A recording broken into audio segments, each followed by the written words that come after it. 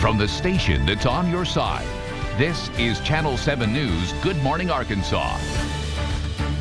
We're going to look ahead to next year and the housing market. Patrick Dennis joins us today with Bank of Little Rock Mortgage, and he's going to talk about some of those predictions for 2020. If you're thinking, well, next year we may buy a house, or we may buy a new house, or sell our house, all those things, he can kind of give us some guidance on what they expect. Okay, well, after this break, we're talking about the housing market predictions for 2020.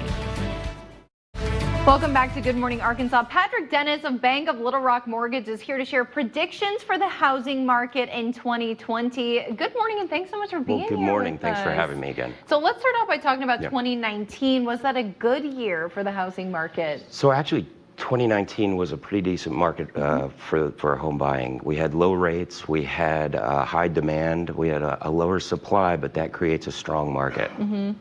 Okay, so now, do you think we'll see an increase in supply of affordable homes when it comes to 2020? Well, I think last year, in the beginning of 2019, we had a high increase in luxury homes and the higher end stuff, and a kind of a limited supply as far as affordable homes. So that mid-range buyer was kind of sitting on the fence and waiting. And about the second half, when rates started dropping, all that inventory was snatched up in the affordable range, in the mid-range. Kind of remain the same now, and I think it's going to go that way into 2020. But there are certain pockets in communities in Arkansas that have, affordable homes in the rural areas and suburbs. And so why do you think that is? Why do you think, why are we seeing that trend?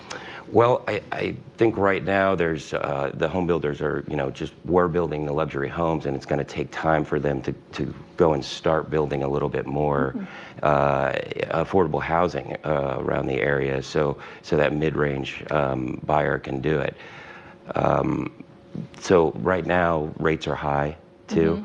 Or I should say rents are high, rates are low. Millennials are seeing that, and they're going to be out there in full force buying. But for people looking for those luxury homes, that is good news, though, because it is, because they're available and they're out there, and the market's good for it. We also have what's going to happen here in 2020 is the FHFA has raised the conventional loan limits to $510,400. And that's good news for some of those higher end homes as well. Interesting. Okay, do you think demand will continue to increase in 2020? I do. And again, going back to the millennials, and they're projected to be 50% of that market. So I just think they're going to be out there in full force. Hopefully we're going to have a lot of renovated homes on the market and some affordable homes that'll be built here this coming summer, and I think it's going to be out there.